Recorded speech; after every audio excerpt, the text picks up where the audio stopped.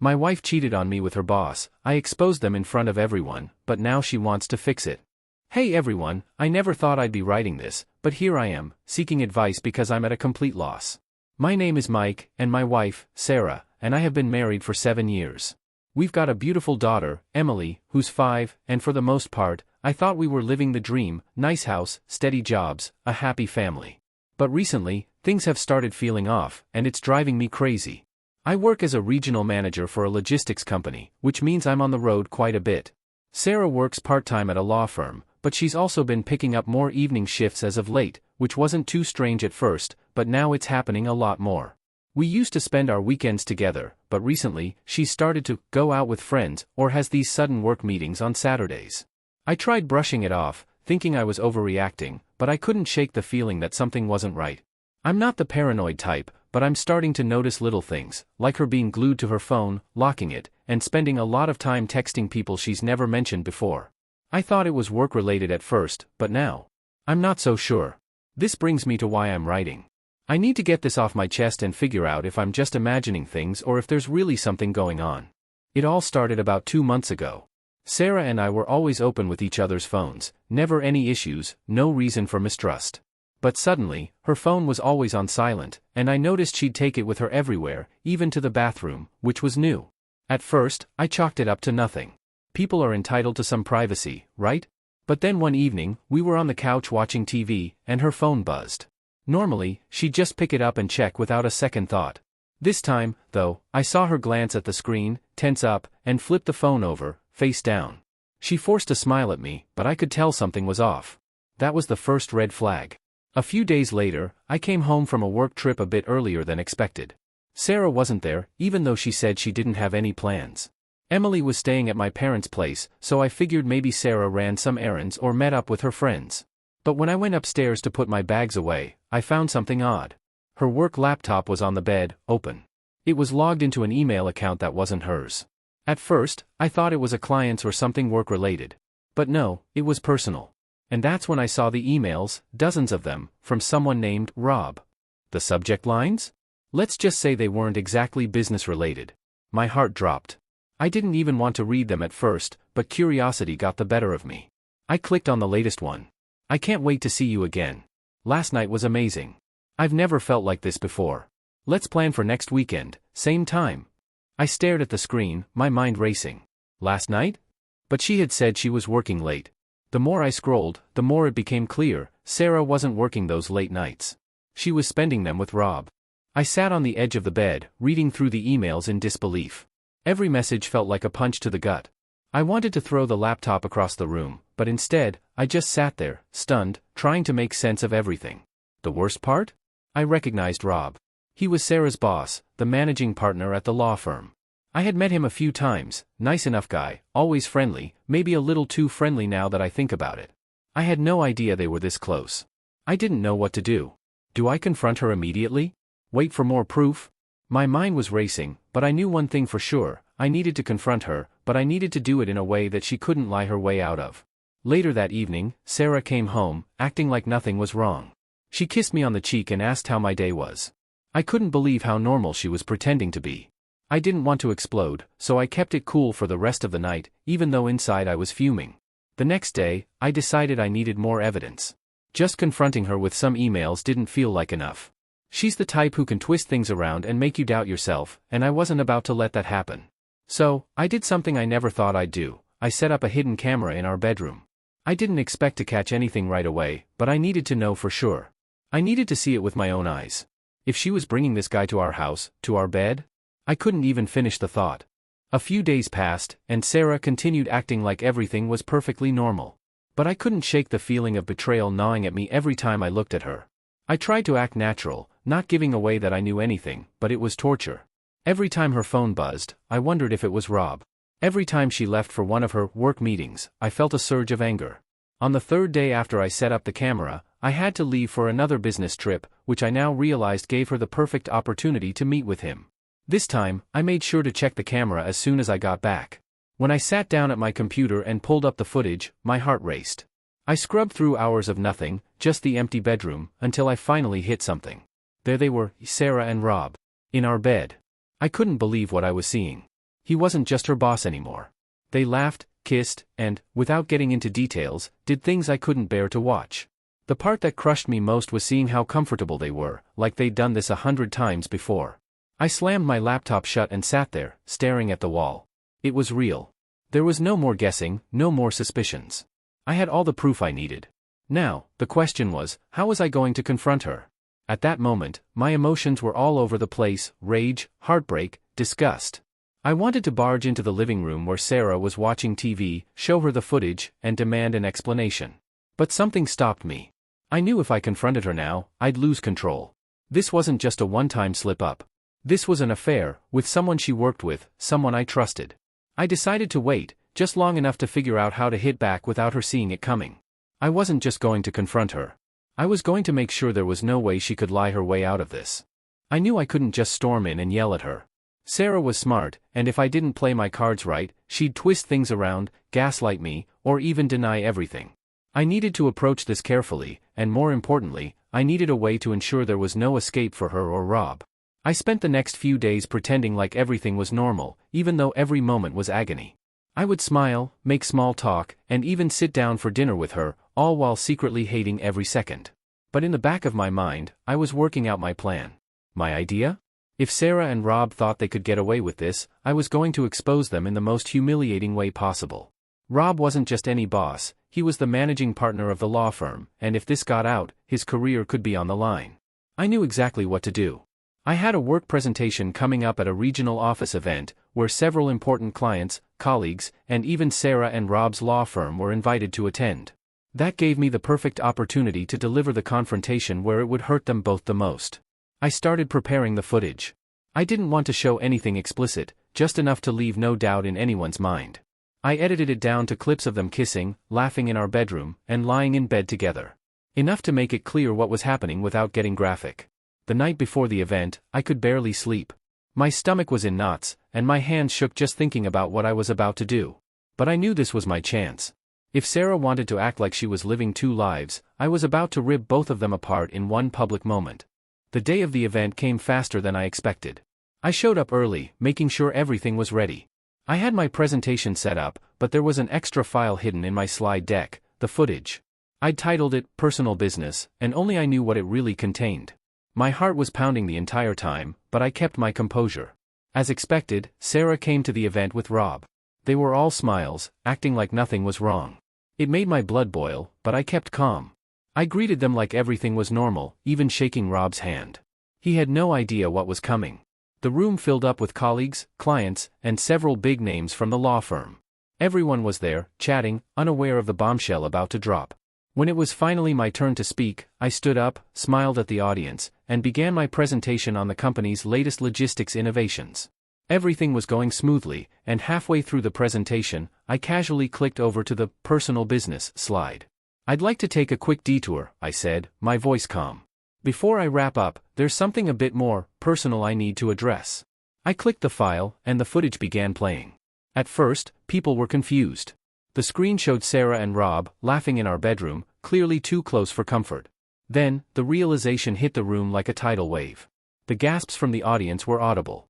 Rob's face went pale. Sarah's eyes widened in horror as she stared at the screen, realizing what was happening. The footage wasn't graphic, but it was undeniable. They had been caught, and now everyone in the room knew it. I paused the video and looked directly at Rob, then Sarah. "I'm sure everyone here can see what's going on," I said, my voice steady despite the chaos swirling in my head. "I thought this was the perfect time for both of you to explain your work relationship to everyone." The room was dead silent. Sarah tried to speak, her voice shaking, but nothing coherent came out. Rob looked like he was about to pass out. I stood there, watching them squirm, feeling a strange sense of calm wash over me. This was the moment I'd been waiting for. I didn't need to yell. I didn't need to argue. I'd done what I came to do, and now everyone knew the truth. The room erupted into a low murmur of disbelief as everyone processed what they had just seen.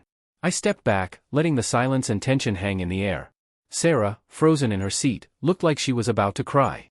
Rob, on the other hand, looked like he wanted to disappear entirely. His face turned red as several people around him began whispering. For a moment, no one moved. Then, Rob stood up abruptly, knocking over his chair. His voice was shaky as he said, "Mike, this isn't what it looks like." I laughed, but it was cold and hollow. Oh, Rob, it's exactly what it looks like. Sarah finally spoke, her voice pleading, Mike, please, let's just talk about this privately. You didn't have to do this in front of everyone. Privately? Like how you've been sneaking around with him behind my back. I snapped. No, Sarah, you lost the right to talk privately when you brought this into our home, into our bed. I could see people starting to gather their things, clearly uncomfortable with the situation but too curious to leave just yet. Rob's colleagues from the law firm exchanged nervous glances, and I could already imagine the gossip spreading like wildfire. Mike, please, Sarah tried again, standing up now. It's not what you think. It's exactly what I think, I interrupted, my voice steady. You've been lying to me for months. Late nights, secret texts, and now this?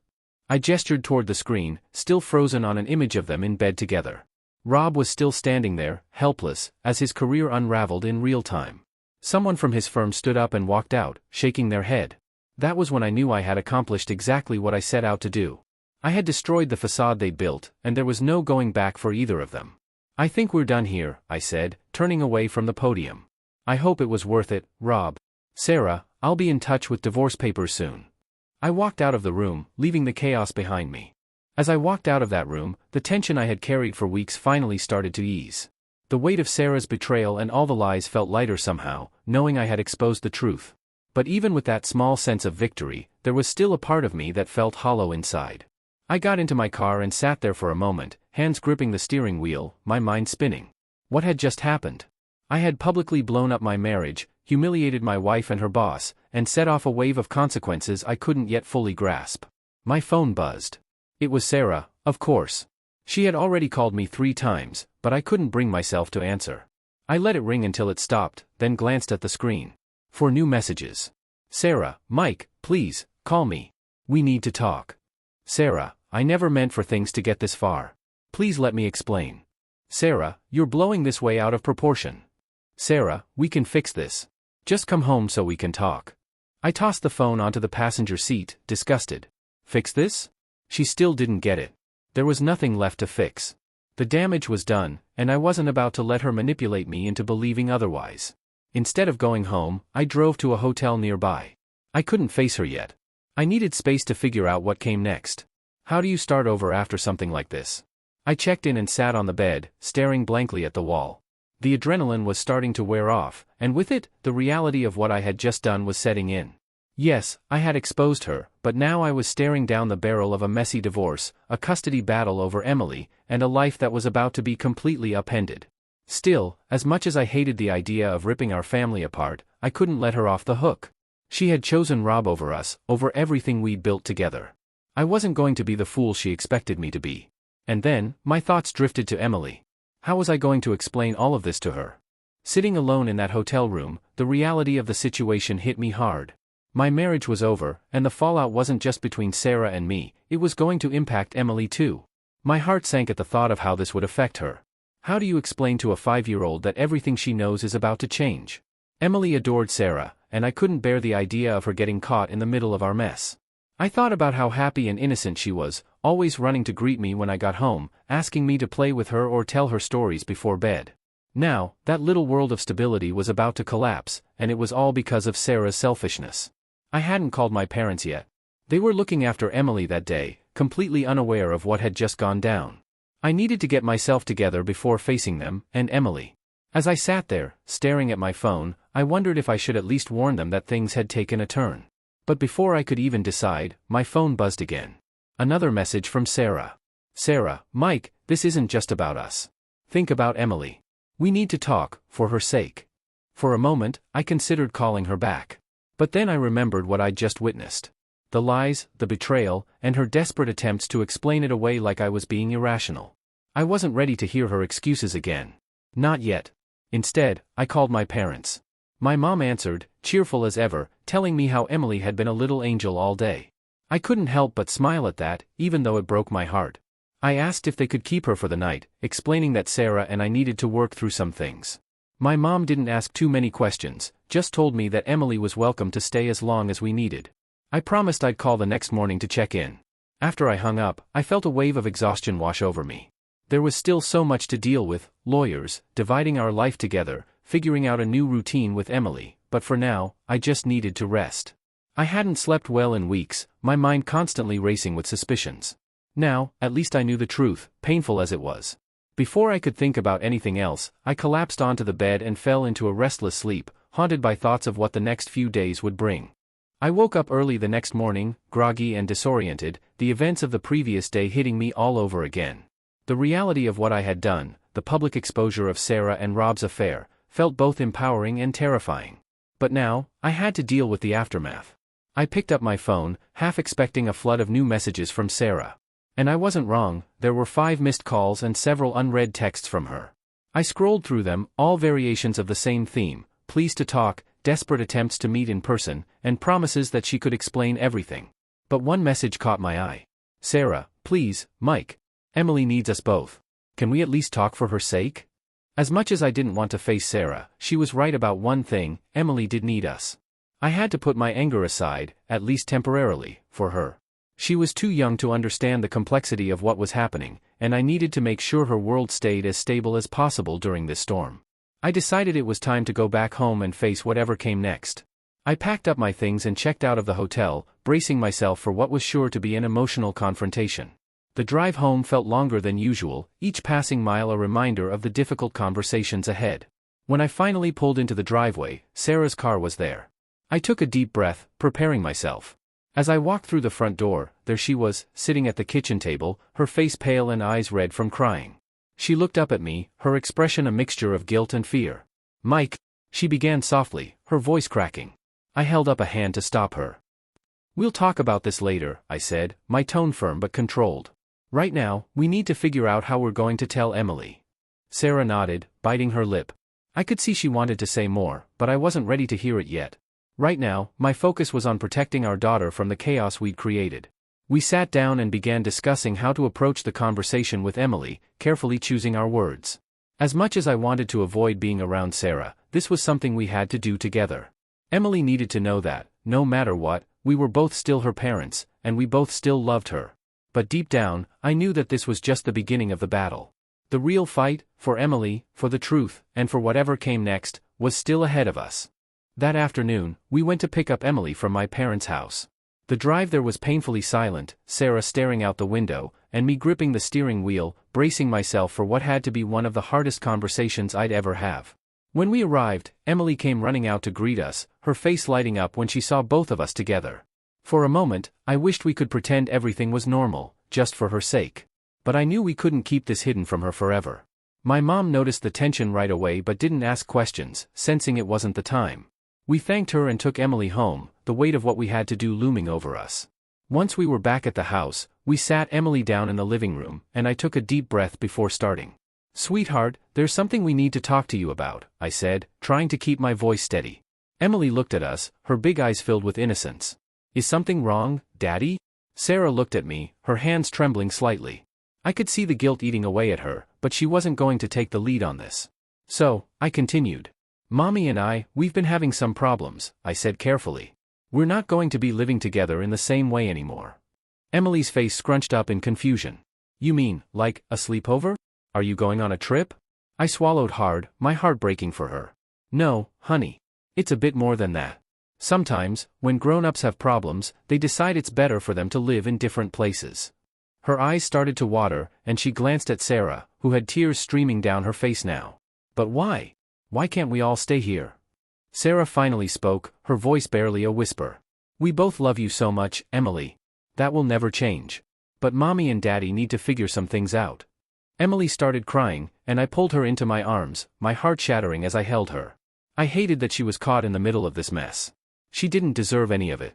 We'll still see each other all the time, I reassured her, even though I wasn't sure exactly what the future would look like. I'm always going to be your dad, and Mommy's always going to be your mom. Emily nodded through her tears, but I could see she didn't fully understand. How could she? She was just 5, and her world was crumbling before her eyes. That night, after we finally got Emily to bed, I sat at the kitchen table alone. Sarah came in, her face still wet with tears. Mike, Not now, I said, cutting her off. We did what we needed to do for Emily, but we're not done here. Not by a long shot. She nodded, defeated, and left me sitting there in the quiet house. I knew that the conversation I had been dreading, the one where we confronted everything, was coming soon. But tonight, all I could do was sit in the silence and try to process the pain I felt for my daughter, for myself, and for the life that was slipping away. The next morning, I woke up early, barely having slept. The house was eerily quiet, and I knew it was time for the conversation Sarah and I had been avoiding. We couldn't keep putting this off, not with everything out in the open.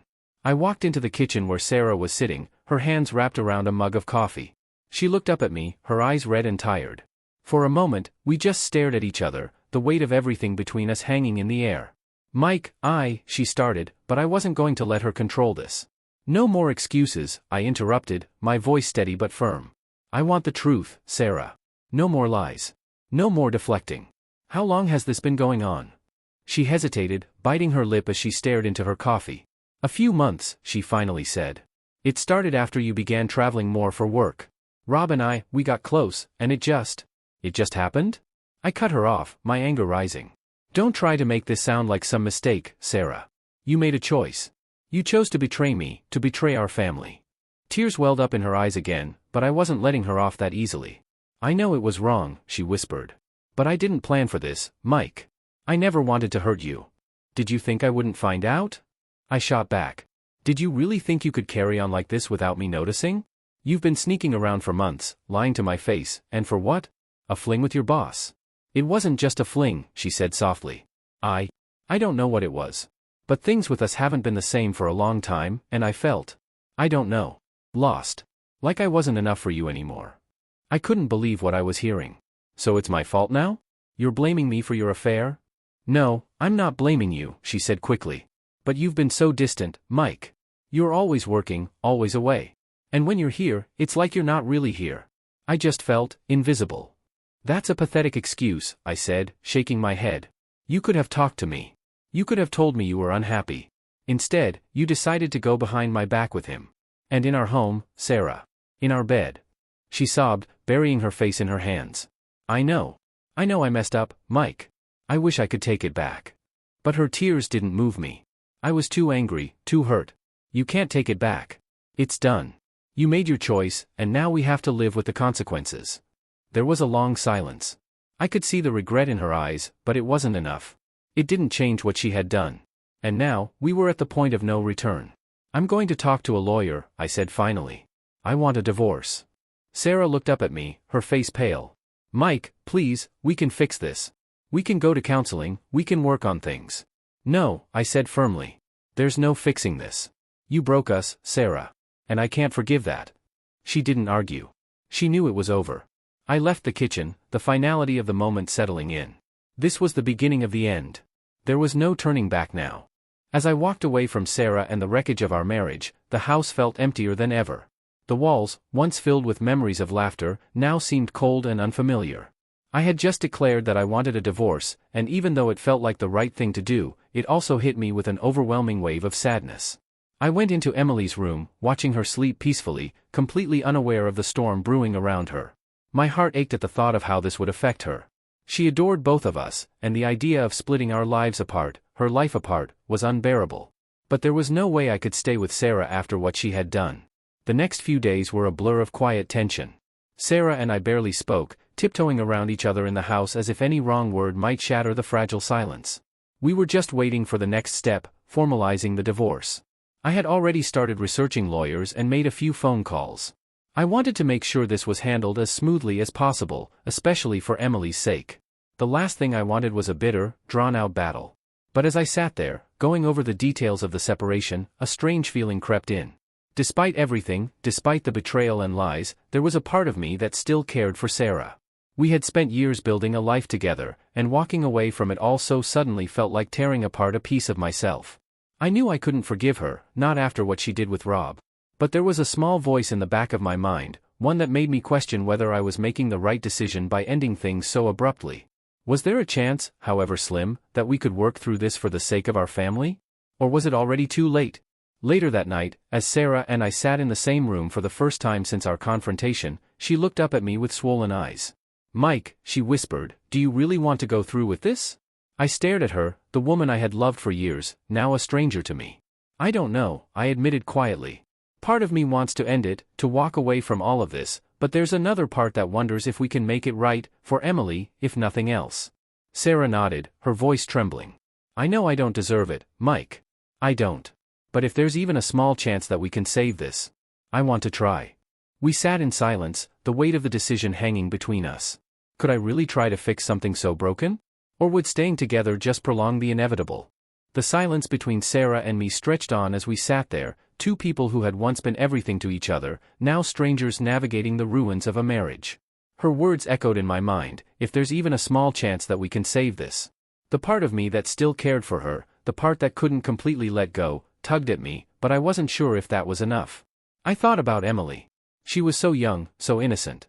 The idea of her being shuttled between two homes, her parents barely able to look at each other, made my stomach turn. Would staying together give her the stability she needed, or would it just show her a hollow, loveless relationship? I don't know, Sarah, I said, finally breaking the silence. I don't know if we can come back from this. She nodded slowly, tears brimming in her eyes again. I'll do whatever it takes, Mike. Counseling, therapy, anything. I'll quit my job, I'll cut Rob out of my life completely. I want to fix this. For Emily. For us. I could hear the desperation in her voice, and maybe a part of me wanted to believe her. But how could I trust her again? She had broken something fundamental, something that couldn't just be glued back together with promises.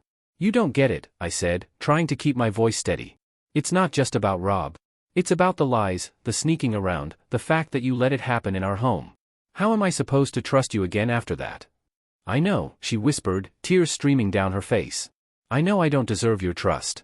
But I'll spend the rest of my life trying to earn it back if you let me. Her words hung in the air, and for the first time in a long time, I didn't feel pure anger. I felt exhaustion, sadness, and a deep ache for the life we had before everything fell apart. Could we really rebuild? Could I forgive her, or would this always haunt me? I'll go to counseling, I said finally, surprising myself with the words. But this isn't me saying we can fix this. I don't know if I can ever forgive you, Sarah. I'm doing this for Emily, for her sake. If we can make this work, it'll be a long road, and you need to understand that. Sarah nodded, relief flooding her face. Thank you, she whispered. I'll do whatever it takes, Mike. I'll prove to you that I'm worth trusting again. As she spoke, I felt a small glimmer of something, hope, maybe, but I wasn't ready to let my guard down just yet. This wasn't a promise of reconciliation, but it was a step forward, even if just for our daughter's sake. The days ahead would be challenging, and I still didn't know if this decision was the right one. But for now, I was willing to see if there was anything left to salvage. The decision to try counseling felt heavy, but in the days that followed, there was a tentative peace in the house. Sarah and I weren't back to normal, not by any means, but there was a sense of purpose, as if we were cautiously moving toward something, even though we didn't know exactly where it would lead. We found a marriage counselor and booked our first session. Walking into that office felt surreal, like we were two strangers rather than a married couple. The therapist, an older woman with kind eyes, asked us to explain what brought us there. I let Sarah speak first. She broke down almost immediately, explaining the affair, her guilt, and how lost she felt in our marriage before everything went wrong. When it was my turn, I laid it all out, my pain, the betrayal, how deeply her actions had cut me. I didn't hold back, and I wasn't sure how Sarah would react, but for once, she didn't make excuses. She just listened, absorbing the hurt she had caused. The therapist asked questions that forced us to dig deeper. Why did this happen? What was missing in our relationship that made Sarah seek out something with someone else? These were questions I had been too angry to ask before, but now, in that small room, I found myself listening for answers. We talked about my job, how my long hours and constant travel had made Sarah feel invisible. We discussed the distance that had grown between us over the years, and the ways we had both taken each other for granted. It was painful, but it was necessary. Over the next few weeks, we kept going back to counseling, slowly chipping away at the walls that had built up between us. It wasn't easy, and I had my doubts every step of the way. There were days when I felt like giving up, like it wasn't worth the effort. But then I'd see Emily, her bright, innocent face, and I'd remind myself why I was doing this. Not just for her, but for the chance that maybe, just maybe, we could find something worth saving. Sarah was different now. She was trying, really trying, and I could see the effort she was putting in. She quit her job, cut all ties with Rob, and focused on rebuilding trust. She was open with me in ways she hadn't been in years, constantly checking in, asking how I was feeling, and reassuring me that she was committed to making things right. As the weeks turned into months, I began to notice small changes. We started spending more time together, actually talking about our days instead of just coexisting in the same space. There were still moments when I felt the sting of betrayal, when I'd look at her and remember what she had done. But those moments were becoming fewer, and the good days were slowly outnumbering the bad. One night, about 6 months after we started counseling, Sarah and I sat on the porch after putting Emily to bed.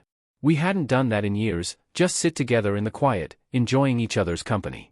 The night was calm, the air cool, and for the first time in a long time, I felt something close to peace. "Do you think we're going to make it?" Sarah asked softly, breaking the silence. I didn't answer right away. I had asked myself that question so many times, and for so long, I wasn't sure what the answer would be. But sitting there with her, feeling the quiet connection we had started to rebuild, I finally had some clarity. "I don't know," I said honestly. "But I think we have a chance." Sarah nodded, her eyes glistening with emotion. "That's all I need. A chance." We sat there for a while longer, not saying much, but it didn't feel awkward.